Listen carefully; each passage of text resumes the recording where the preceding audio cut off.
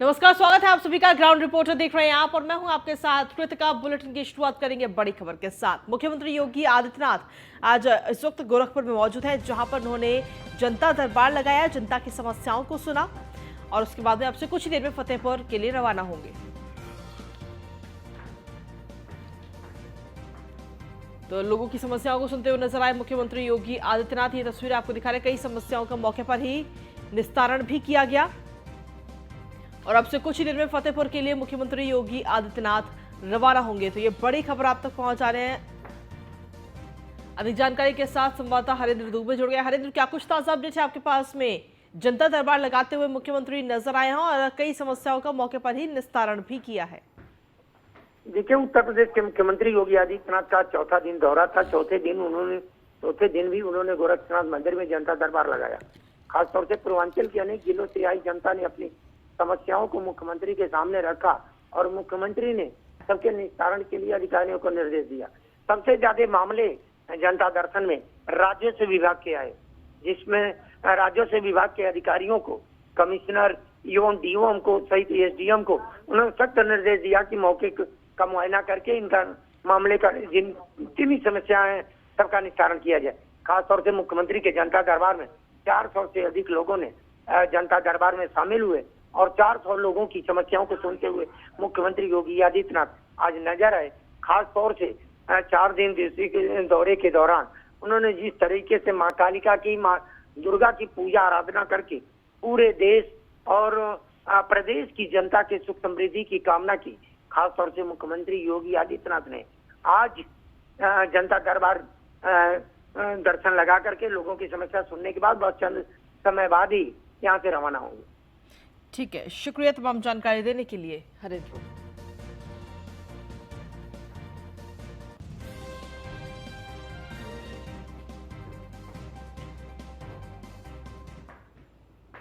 तो मुख्यमंत्री योगी आदित्यनाथ अब से कुछ ही देर में गोरखपुर से फतेहपुर के लिए रवाना होंगे, जहां उनका फतेहपुर का आना रहेगा और आज डिप्टी सीएम ब्रजेश पाठक भी फतेहपुर जाएंगे। आज करीब 3:35 पर पुलिस लाइन फतेहपुर में आगमन होगा। 3:50 पर बीजेपी जिला कार्यालय में बैठक करेंगे और 5 बजे कलेक्ट्रेट गांधी सभागार में समीक्षा बैठक करेंगे। जन कल्याणकारी योजनाओं का भी स्थलीय निरीक्षण करेंगे मुख्यमंत्री योगी आदित्यनाथ। तो बड़ी खबर आप तक पहुंचा रहे हैं। आज फतेहपुर का दौरा करते हुए मुख्यमंत्री योगी आदित्यनाथ नजर आएंगे और फतेहपुर में किन किन कार्यक्रमों में वो शिरकत करेंगे वो भी इस वक्त आपको बता रहे हैं। बीजेपी जिला कार्यालय में बैठक करते हुए मुख्यमंत्री नजर आएंगे, जिसके बाद में 5 बजे कलेक्ट्रेट गांधी सभागार में समीक्षा बैठक मुख्यमंत्री योगी आदित्यनाथ करेंगे। जन कल्याणकारी योजनाओं का स्थलीय निरीक्षण भी मुख्यमंत्री योगी आदित्यनाथ करेंगे। साथ ही सीएम योगी आदित्यनाथ का आज फतेहपुर दौरा है। तो ये बड़ी खबर आप तक पहुंचा रहे हैं और इस दौरान उप मुख्यमंत्री ब्रजेश पाठक भी उनके साथ मौजूद रहेंगे, वो भी आज फतेहपुर जाएंगे। तो ये बड़ी खबर आप तक पहुंचा रहे हैं। अब से कुछ ही देर में गोरखपुर से फतेहपुर के लिए मुख्यमंत्री योगी आदित्यनाथ रवाना होंगे। 3:50 पर बीजेपी जिला कार्यालय में बैठक करते हुए मुख्यमंत्री योगी आदित्यनाथ नजर आएंगे और फिर 5 बजे कलेक्ट्रेट गांधी सभागार में समीक्षा बैठक मुख्यमंत्री करेंगे।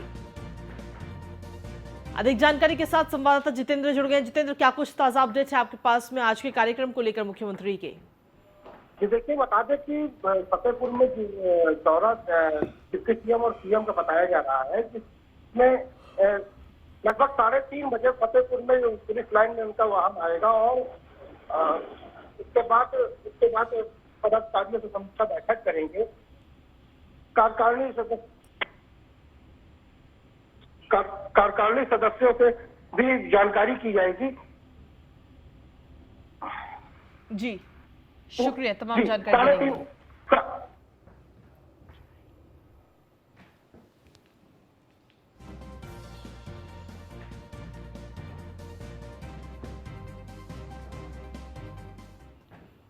वहीं डिप्टी सीएम ब्रजेश पाठक का आज प्रतापगढ़ का दौरा रहेगा, जहां आपसे कुछ ही देर में प्रतापगढ़ पहुंचेंगे deputy CM Brajesh Pathak. Bharatiya Janata party के कार्यालय में पदाधिकारियों के साथ बैठक करते हुए डिप्टी सीएम नजर आएंगे और अधिकारियों के साथ आज विकास भवन में विकास कार्यों पर भी चर्चा उप मुख्यमंत्री करेंगे। सरकार की जो जन कल्याणकारी योजनाएं हैं उनका भी स्थलीय निरीक्षण करते हुए उप मुख्यमंत्री ब्रजेश पाठक आज नजर आएंगे। तो बड़ी खबर आप तक पहुंचा रहे हैं।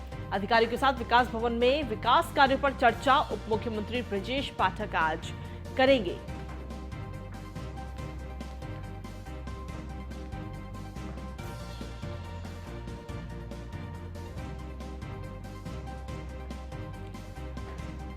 बड़ी खबर आप तक पहुंचा रहे बीजेपी कार्यालय में पदाधिकारियों के साथ बैठक करते हुए डिप्टी सीएम ब्रजेश पाठक आज नजर आएंगे। अब से कुछ ही देर में प्रतापगढ़ पहुंचेंगे डिप्टी सीएम ब्रजेश पाठक।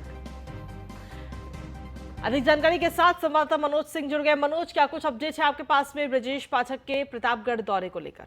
हालांकि मैं आपको बता दें, जहाँ प्रतापगढ़ में आज डिप्टी सीएम ब्रजेश पाठक का दौरा था, जहाँ 8 बजे लखनऊ से रवाना होते, जहाँ 8:40 मिनट प्रतापगढ़ पहुंच जाते, जहाँ मौसम के खराब होने के कारण, जहाँ बारिश होने के कारण, जहाँ उनका प्रोग्राम 1 घंटा लेट हो चुका है। तो वहीं बताया जा रहा है कि वह 9:40 पर प्रतापगढ़ पहुंचेंगे। तो वहीं जहाँ बारिश की वजह से वह प्रोग्राम लेट हुआ है, इनका जहाँ पुलिस लाइन पहुंचेंगे डिप्टी सीएम, उसके बाद तैयारियां थी वो पूर्ण रूप से हो चुकी है। तो वहीं बात की जाए भाजपा कार्यालय से, जहाँ कार्यकर्ताओं के साथ और जनप्रतिनिधियों के साथ बैठक करेंगे, उसके बाद आला अधिकारियों के साथ जहाँ विकास भवन में समीक्षा बैठक करेंगे। तो वही कुछ चिन्हित जगह है जो वहाँ निरीक्षण करेंगे, उसके बाद उद्घाटन भी करेंगे। जी ठीक है, शुक्रिया मनु तमाम जानकारी देने के लिए।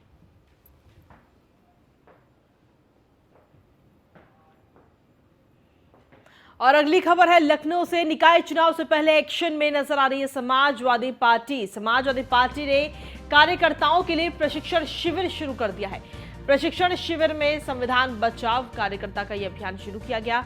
डॉक्टर अंबेडकर का दलित और पिछड़ों के लिए त्याग से प्रशिक्षित होंगे कार्यकर्ता। पहले चरण में सभी जिला मुख्यालयों में ये कार्यक्रम आयोजित किया जाएगा। सभी विधानसभा में क्षेत्रवार ये कार्यक्रम आयोजित होगा। प्रयागराज, वाराणसी, अंबेडकर नगर, सोनभद्र, मिर्जापुर, हरदोई, लखीमपुर खीरी में भी ये कार्यक्रम हो चुका है। तो सभी विधानसभा में क्षेत्रवार ये कार्यक्रम आयोजित किया जाएगा समाजवादी पार्टी की तरफ से। तो ये बड़ी खबर आप तक पहुंचा रहे हैं। इससे पहले प्रयागराज, वाराणसी, अंबेडकर नगर, सोनभद्र, मिर्जापुर, हरदोई, लखीमपुर खीरी में ये कार्यक्रम हो चुका है। तो निकाय चुनाव की तारीखों का जल्द ही ऐलान होने जा रहा है और उससे पहले कहीं ना कहीं समाजवादी पार्टी एक्शन मोड में नजर आ रही है।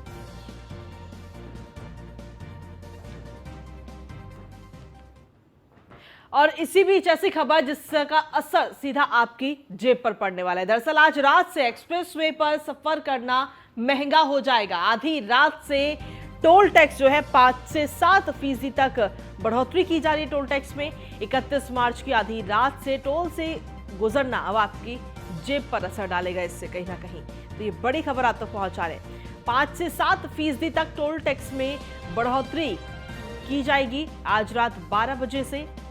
31 मार्च की आधी रात से टोल से गुजरना आपके लिए महंगा हो जाएगा। तो आज रात से एक्सप्रेसवे का जो सफर है वो अब महंगा होने जा रहा है। ये बड़ी खबर आप तक पहुंचा रहे हैं। ये ऐसी खबर सुबह सुबह जिसका असर सीधा आपकी जेब पर पड़ेगा। तो अब अगर आपको एक्सप्रेसवे से जाना है तो टोल टैक्स में बढ़ोतरी होगी जिसका असर आपकी जेब पर होगा, तो आपको ज्यादा पैसे देने पड़ेंगे। 31 मार्च की आधी रात से नई कीमतें लागू होंगी। आज रात से एक्सप्रेसवे का जो सफर है वो महंगा होने जा रहा है। तो बड़ी खबर आप तक पहुंचा रहे हैं। आधी रात से महंगा हो जाएगा टोल टैक्स।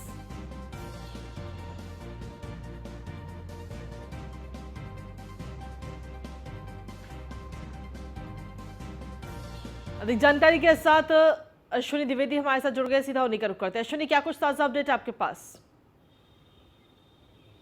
बिल्कुल, आज रात 12 बजे के बाद तमाम उन वाहन चालकों के लिए, वाहन मालिकों के लिए कहीं ना कहीं समस्या खड़ी होगी जो प्रतिदिन आए महीने में या सप्ताह में उनको सफ़र करना पड़ता है। क्योंकि आज जो एक्सप्रेसवे हैं या फिर जो हाईवे हैं हमारे, उनके जो टोल टैक्स होता है उनमें बढ़ोतरी होने जा रही है और ये बढ़ोतरी 5 से 7% तक होगी। तो ऐसे में कहीं ना कहीं जो लोग होंगे उनकी जेब पर खर्च ज़्यादा बढ़ेगा। तो ऐसे में कहीं ना कहीं लोगों को समस्याएं होंगी। साथ ही साथ बात करें जो सीतापुर, लखनऊ सीतापुर हाईवे है, यहाँ पर अभी टोल टैक्स में बढ़ोतरी नहीं होगी। यहाँ पर 1 अक्टूबर से टोल टैक्स में बढ़ोतरी की जाएगी क्योंकि यहाँ पर कुछ निर्माण कार्य चल रहे हैं जिसके चलते कहीं ना कहीं लोगों को सहूलियत न देने की वजह से ये कार्य किया गया। सबसे पहले अगर बात करें तो एक्सप्रेस वे के जो टोल टैक्स है, यूपीडा है, उसने बढ़ाने का ऐलान किया था कि टोल टैक्स के में कुछ प्रतिशत बढ़ोतरी होगी।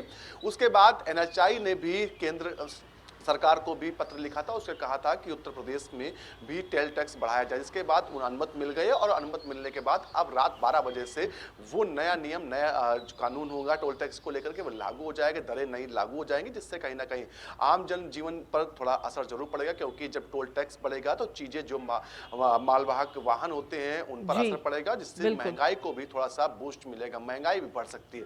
तो ऐसे में कहीं ना कहीं आम जनता का जो टोल टैक्स बढ़ेगा इसका असर तमाम चीजों में दिखाई देगा और धीरे धीरे उसका असर दिखाई देगा। तो ऐसे में कहीं ना कहीं लोग परेशान हैं, क्योंकि लोग चाह रहे हैं कि टोल टैक्स को खत्म किया जाए, लेकिन दूसरी ओर सरकार लगातार टोल टैक्स में बढ़ोतरी कर रही है। तो ऐसे में कहीं ना कहीं लोगों का तमाम बार देखा गया कि सवाल करते हैं कि जब हम गाड़ी खरीदते हैं उस समय रोड टैक्स देते हैं, तो उसके बाद एक्सप्रेस वे पर चलते हैं तो उसका टैक्स क्यों देना पड़ता है, जब हम हाईवे पर चलते हैं तो उसका टैक्स क्यों देना पड़ता है। हालांकि सरकार की अपनी दलील है, सरकार लगातार कहती है कि अगर बेहतर चीजें चाहिए हैं, बेहतर सड़क चाहिए तो आपको टैक्स देना पड़ेगा, क्योंकि एक बार आप पे करते हैं उससे हजारों करोड़ की जो सड़कें बनती है वो बनना संभव नहीं होती है निश्चित तौर पर। तो ऐसे में कहीं ना कहीं टोल टैक्स का देना जरूरी है, जिससे व्यवस्थाएं हैं वो बेहतर हो सकती है। और आज रात 12 बजे से जो टोल टैक्स की बढ़ी हुई दरें हैं वो लागू होने वाली। जी अश्विनी, अगर देखा जाए तो आज रात से ये कीमतें लागू होंगी, लेकिन इसको लेकर लोगों में क्या कुछ कहा जा रहा है, कैसी प्रतिक्रिया इस वक्त लोगों के द्वारा मिल रही है?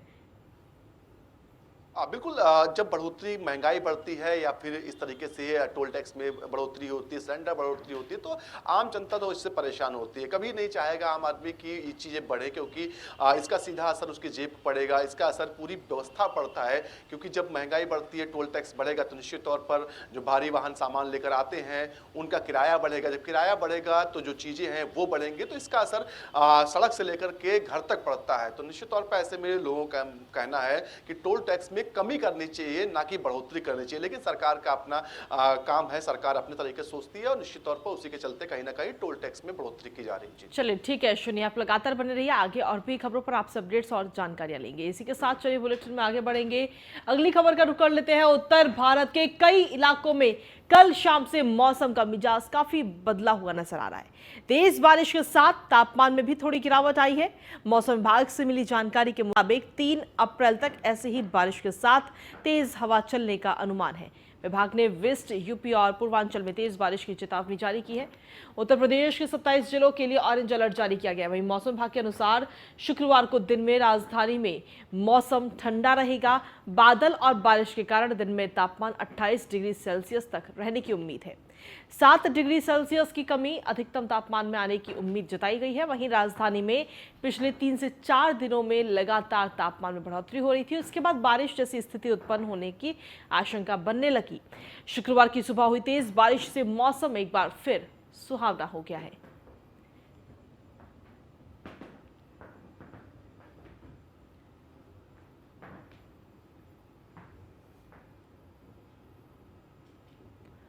तो आपको बता दें कि बारिश से जनजीवन जहां एक और अस्त व्यस्त है, वहीं मौसम सुहाना है। लेकिन इसके अलावा अगर किसानों के नज़रिए से देखें तो काफ़ी इसका बुरा प्रभाव जो है वो किसानों की फसलों पर भी पड़ रहा है। ये तस्वीरें भी इस वक्त आपको दिखा रहे हैं। बारिश से जनजीवन जो है वो बिल्कुल अस्त व्यस्त इस वक्त होता हुआ नजर आ रहा है।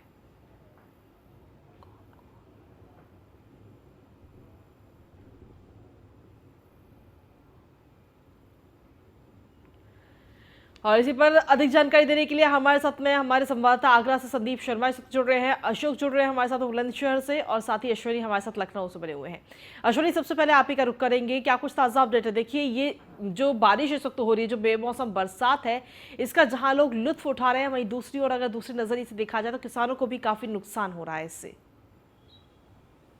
बिल्कुल, बेमौसम जो बारिश शुरू हुई है, हालांकि मौसम विभाग का पहले से अलर्ट था कि 30 से 31 तारीख को मौसम बदलेगा, बारिश हो सकती है, कुछ जगह पर ओलावृष्टि भी हो सकती है, और वैसा भी हुआ। कल देर शाम देखा गया मौसम बदली छाई थी, और सुबह लमसम 1 से 1.5 घंटे लखनऊ में बारिश हुई। और लखनऊ के साथ साथ आसपास के जो जिले हैं, रायबरेली, उन्नाव, हरदोई, सीतापुर, बाराबंकी, इन जिलों में भी जो है बारिश हुई। कुछ जगहों से ओलावृष्टि की भी खबरें आ रही कि ओला वहाँ पर गिरे, जिससे चलते कहीं ना कहीं काफी काफी नुकसान भी हुआ। सबसे ज्यादा नुकसान इस समय किसानों को होने वाला है, क्योंकि जो गेहूं की फसल है वो लगभग पक चुकी है, कटाई लगभग शुरू हो चुकी है। तो ऐसे में जब बरसात होती है, जब ओलावृष्टि होती है, तो वो जो फसल होती है वो धराशायी हो जाती है, जिसके बाद किसानों को लंबा इंतजार करना पड़ता है कि फसल सूखे तब उसको काटा जाए। साथ ही साथ तमाम बार ऐसा देखा जाता है कि पानी भराव, जल भराव हो जाता है खेतों में, उसके बाद जो गेहूं होता है वो सड़ जाता है। तो ऐसे में सीधे तौर पर इसका नुकसान किसानों को होता है। हालांकि मुख्यमंत्री की ओर से साफ तौर पर कहा गया है कि बारिश जो हो रही है, बारिश कहीं पर नुकसान हो रहा है तो इसकी जो ध्यान जिलाधिकारी रखे, उसकी समीक्षा करे कि किसानों को कितना नुकसान हो रहा है, और जो नियमानुसार सरकार द्वारा सहायता होती है वो समय रहते पहुंचाई जाए। मुख्यमंत्री ने इससे पहले भी देखा गया था, जब 15 दिन पहले उत्तर प्रदेश में मौसम बदला था, उस दौरान भी मुख्यमंत्री ने साफ तौर पर कहा था कि जिलाधिकारी खुद बाहर निकल के जो नुकसान हो रहा है उसका निरीक्षण करें, उसको देखें कितना ज्यादा नुकसान हुआ, और उसके बाद ही उसका जो है राजस्व विभाग जो आपूर्ति की जाती है वो की जाए। क्योंकि किसानों को लेकर के मुख्यमंत्री कहीं ना कहीं सतर्कता दिखाते रहते हैं। इससे पहले भी तमाम बार इस तरीके का नुकसान जब भी होता है तब भी मुख्यमंत्री खुद सामने आकर के ऐलान करते हैं कि सहायता राशि दी जाएगी।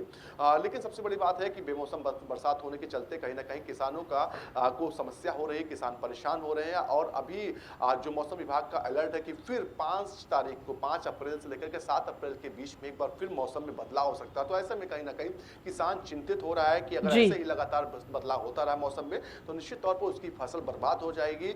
दूसरी ओर जो ये बारिश हो रही है, इसके हवा चल रही है, तेज ओलावृष्टि हो रही है, इससे जो आम की फसल है उस पर भी असर पड़ रहा है। जो आम के व्यापारी हैं, आम के बागीन हैं, उनका कहना है कि अगर ओलावृष्टि होती है तो आम की फसल को नुकसान होता है। तो ऐसे में कहीं ना कहीं जो किसान है सीधे तौर पर इससे प्रभावित हो रहा है। दूसरी ओर किसान चाह रहा है कि जल्द से जल्द उसकी गेहूं खरीदारी शुरू हो जाए। हालांकि 1 अप्रैल कल से है, कल से आधिकारिक तौर पर सरकार जो है गेहूं खरीद शुरू करेगा, लेकिन गेहूं खरीद जब होगी जब कटाई होगी, कटाई से मंडी तक पहुंच पाएगा। जी चलिए ठीक है, आपके पास वापस आएंगे अश्विनी। अशोक भी हमारे साथ लगातार बने हुए हैं। अशोक, आपके पास क्या कुछ ताज़ा अपडेट है? जिस तरीके से मौसम में जो बदलाव इस वक्त देखने को मिल रहा है उससे कहीं ना कहीं लोगों का जनजीवन भी काफी अस्त व्यस्त है।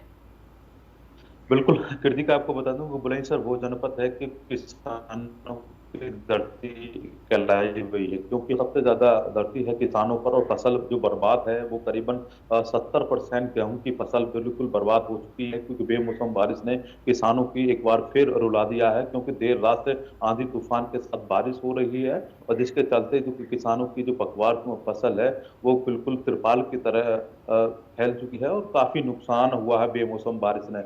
मौसम विभाग का कहना है करीबन 3 अप्रैल तक इस हल्की हल्की बारिश और तूफान के साथ में बुलंदशहर में बारिश होगी। और ये वो क्षेत्र है जनपद बुलंदशहर, क्योंकि आमों का फलपट्टी घोषित है बुलंदशहर, जहाँ से देश विदेशों के लिए आम यहाँ पर जाता है, यहाँ से जाता है, जिसको लेकर उनमें भी करीबन 80% नुकसान आम में हुआ है, जिसकी कुछ सीख बन चुकी है कि जो उसका फूल है वो बिल्कुल बारिश और ओले से बिल्कुल खत्म हो चुका है। तो कहीं ना कहीं काफी नुकसान है, और सरकार इसको संज्ञान में ले और किसानों को उचित मुआवजा दिलाया जाए, क्योंकि आम की फसल तो 80% नष्ट हो गई है, करीबन 60% गेहूं की फसल बिल्कुल तरीके से नष्ट हो गई है। तो कहीं ना कहीं बेमौसम बारिश ने कमर तोड़ दी है, और जिस तरीके की लगातार बारिश बताई है मौसम विभाग की तरफ से, फिर भी काफी नुकसान देखने को मिल सकता है। जी ठीक है अशोक, आपके पास वापस आते हैं। संदीप भी हमारे साथ लगातार बने हुए हैं आगरा से। संदीप, आगरा में क्या कुछ स्थिति है, क्या कुछ असर इस बेमौसम बरसात का पड़ रहा है वहां पे? कृतिका, देखिए, अगर मौसम की बात करें तो मौसम तो काफी सुहावना है, लेकिन किसानों की दृष्टि से जो देश का भविष्य, जो देश का अन्नदाता है, वही आज उसके ऊपर जो आफत के बादल है वो लगातार मंडरा रहे हैं। क्योंकि लगातार जो बिन मौसम बारिश हो रही है उससे कहीं ना कहीं जो किसान है वो भारी परेशान है। और ऐसा नहीं है, पूरा मार्च का महीना ही किसान के ऊपर आफत बन के निकला है, क्योंकि पूर्व में भी बारिश हो चुकी है मार्च के महीने में, और अब फिर बारिश हुई, और कहीं ना कहीं जो गेहूं और सरसों की फसल है वो लगभग तैयार होकर कटाई के लिए खड़ी हुई है। कई जगह ऐसी जगह है जहां कटान उनका चालू भी हो गया है। पहली फसल सूख नहीं पाई थी, जिसके बाद एक बार फिर से रात भर हुई बूंदाबांदी, ठंडी ठंडी हवाओं के साथ वह फसल पूरी तरह बर्बाद होती हुई दिखाई दे रही है। तो कहीं ना कहीं जो अन्नदाता है वह भी परेशान चल रहा है। देखिए, किसान भी हमारे साथ हैं, उनसे ही हम बात करते हैं। बिल्कुल, बताइए किस तरह का आप लोगों को नुकसान हो रहा है? आप अन्नदाता हो, देश की रीढ़ की हड्डी कहे जाते हो, आज लगातार जो बादल आपके ऊपर खतरा के मंडरा रहे हैं, क्या कुछ नुकसान है? बहुत ही साहब किसानों में घबराहट है। गेहूं की कटाई चल रही है, ऊपर से बादल है और कोल्ड स्टोर भर चुके हैं, आलू कुछ बाहर पड़ा है, उसको ऐसे अभी हमारी ये ढेरी है देखिए, तो तिरपाल से ढाकना, बाजार भाव नहीं मिल रहे, बहुत ही परेशान है किसान। बिल्कुल कृतिका, कहीं ना कहीं जो कोल्ड स्टोर भर जाने से भी जो आलू खेतों पर रखे हुए हैं, किसान उनको सेल आउट करने के लिए रखे हुए हैं, तो कहीं ना कहीं वह भी पूरी तरह भीगते हुए दिखाई दे रहे हैं। किसान भी तमाम प्रयत्न कर रहे हैं कि जिससे कि बारिश से वो अपनी फसल को बचाएं, लेकिन किसानों को लगातार जो बारिश का डर है वो सता रहा है। और मौसम विभाग की माने तो अभी 1 अप्रैल तक बारिश होने की संभावना जताई जा रही है। वहीं गुरुवार की बात करें तो गुरुवार को सुबह तक मौसम साफ था, लेकिन दोपहर होते होते ठंडी ठंडी हवाओं के साथ हल्की हल्की बारिश होने लगी और यह सिलसिला पूरी रात चलता रहा, जिसके अभी तो धूप निकली है, लेकिन अनुमानित लगाया जा रहा है क्योंकि आसमान में बादल छाए हुए हैं कि दोपहर तक कहीं ना कहीं फिर से बारिश के आसार बन रहे हैं और कहीं ना कहीं फिर से बारिश हो सकती है। ठीक है अश्विनी, अगर देखा जाए तो सरकार को भी पता ही है कि किसानों को कितना नुकसान हो रहा है, किसान इस वक्त कितना परेशान है, हमारे देश का अन्नदाता। तो क्या सरकार की तरफ से कोई ऐसे कदम उठाए गए हैं जिससे किसानों को थोड़ी बहुत राहत मिल सके? बिल्कुल, मुख्यमंत्री योगी आदित्यनाथ ने इससे पहले भी कहा था, अभी कुछ दिन पहले देखा गया था मौसम बदला था, कई जगह बारिश हुई थी, ओलावृष्टि हुई थी, जिसके बाद मुख्यमंत्री ने जिला अधिकारी को निर्देश दिया था कि किसानों का जो भी नुकसान हुआ है उसका आकलन करके उसकी रिपोर्ट राजस्व विभाग को भेजी जाए, जिसके बाद किसानों को आर्थिक सहायता मुहैया कराई जा सके। निश्चित तौर पर एक नियम होता है, नियम के अनुसार किसानों की अगर फसल नुकसान होता है, अगर वो नियमानुसार उस कैटेगरी में आते हैं तो उसका भुगतान सरकार करती है निश्चित तौर पर। ऐसे में कहीं ना कहीं मुख्यमंत्री से पहले भी तमाम बार निर्देश दे चुके हैं कि किसानों को समस्या नहीं होनी चाहिए, उनकी फसलें अगर नुकसान हो रही है तो उनका भरपाई करनी चाहिए सरकार को। आगे भी ऐसी संभावना है, हालांकि अभी बारिश हुई है, छुटपुट बारिश हुई है, तो ऐसे में बड़े नुकसान के आसार नहीं है, तो संभावना कम ही है कि किसानों को कोई सरकारी सहायता मिलेगी। हाँ, अगर ज्यादा नुकसान होता है, ज्यादा फसल का नुकसान होता है, तो ऐसे में सरकार की ओर से उनको सहायता मुहैया कराई जाती है। जी ठीक है, अशोक के पास जाएंगे। अशोक, अगर देखा जाए तो जिस तरीके से फसल बर्बाद हो रही है, इसका असर महंगाई पर भी पड़ेगा, क्योंकि जब फसल बर्बाद होगी तो जो फसल ठीक है उसके रेट हाई होंगे। बिल्कुल, आपको बता दूं कि बुलंदशहर ने जिस तरह बारिश हुई है तो किसानों की जो फसल बर्बाद है तो कहीं ना कहीं महंगाई पर तो पड़ेगी, क्योंकि फसल उतनी पैदावार नहीं होगी जितनी किसान सोचेंगे। तो कहीं एमएसपी का जो रेट सरकार ने निर्धारित करा है वो 2175 के करीब निर्धारित करा है, और उसके अनुसार भी किसानों को वो रेट बहुत कम है। जिस तरीके से पैदावार कम होगी तो रेट बढ़ाना भी चाहिए सरकार को। तो कहीं ना कहीं महंगाई पर तो फर्क पड़ेगी। जो गेहूं बहुत बड़ी फसल होती है, ये अन्नदाता इसको लेकर साल भर का अनाज स्टॉक करता है, इसी से अपना आय को आगे बढ़ाता है, और तमाम चीजों को भी, खाद की भी, बीज और तमाम चीजों को भी ध्यान रखा जाता है। तो कहने की महंगाई तो डेफिनेटली बढ़ेगी, और जिसके चलते किसानों की जो फसल होनी चाहिए तो पैदावार में बहुत गिरावट आएगी, क्योंकि अभी फसल पक के भी नहीं खड़ी हुई थी। बेमौसम बारिश ने और इस कदर कहर बरसाया है कि ओलावृष्टि हो रही है, आंधी तूफान आ रहे हैं, तो वो नीचे गिर चुकी है फसल, और कहीं कटी हुई है फसल, तो बारिश पड़ने से भी वो भारी नुकसान हो पड़ा है। ठीक है अशोक, आपके पास वापस आते हैं। संदीप भी लगातार बने हुए हैं आगरा से। संदीप, जिस तरीके से ये बारिश हो रही है, इस बारिश का असर अन्न पे, अनाज पर तो पड़ेगा ही, लेकिन साथ ही साथ फल और सब्जियों के दामों में भी कहीं ना कहीं बढ़ोतरी देखने को मिलेगी आने वाले समय में। बिल्कुल कृतिका, देखिए कहीं ना कहीं अगर फसल खराब होगी और उसकी डिमांड ज्यादा बढ़ेगी, जब फसल की शॉर्टेज होगी, जैसे अन्न है जिसमें गेहूं है, बाजरा है, इस तरह की तमाम जो चीजें हैं जिनमें नुकसान होगा, तो उसकी मार्केट में डिमांड भी बढ़ेगी, और डिमांड बढ़ेगी तो सीधी जाहिर बात है कि उनके दाम भी बढ़ेंगे। बिल्कुल, तो कहीं ना कहीं महंगाई की मार भी झेलनी पड़ेगी लोगों को। और जहां कोरोना काल के बाद लगातार आदमी अभी पूरी तरह संभल नहीं पाया है, लेकिन फिर से एक बार यह आफत किसानों के ऊपर आ रही है, क्योंकि किसानों का जो आलू है, जो आगरा जिस क्षेत्र में हम यहाँ खड़े हुए हैं, शमशाबाद आगरा का देहात क्षेत्र है, और यहाँ भारी मात्रा में आलू की पैदावार की जाती है। तो कहीं ना कहीं इस बार आलू का भाव गिरने से किसानों में भी एकदम पूरी तरह निराशा देखी जा रही है। और साथ ही जो छोटी छोटी तमाम ऐसी जगह हैं जहां पर टमाटर है और इस तरह की जो तमाम अनसीजनेबल और सीजनेबल फसलें हैं, सब्जी हैं, उनको की जाती हैं, तो इस बारिश से उन पर भी असर पड़ रहा है। कहीं ना कहीं उनमें भी रोग आने के साथ साथ तमाम सड़न गलन, इस तमाम चीजें जो पौधे हैं उनमें आने की संभावना है। तो कहीं ना कहीं इस चीज का असर किसान पर बहुत देखा जा रहा है, और किसान पूरी तरह से डरा हुआ है और लगातार परमात्मा से प्रार्थना लगा रहा है कि ये बारिश अब ना हो। ठीक है, चलिए आप सभी का बहुत बहुत शुक्रिया तमाम जानकारी और अपडेट्स देने के लिए। तो कुल मिलाकर जो ये बारिश हो रही है, इस बारिश का कुछ लोग तो जरूर आनंद ले रहे हैं, लेकिन ये बारिश आफत बनकर टूट रही है इस वक्त देश के किसानों पर, उत्तर प्रदेश के किसानों पर। खबरों का सिलसिला यूं ही लगातार जारी है। फिलहाल इस बुलेटिन में मेरे साथ इतना ही। नमस्कार।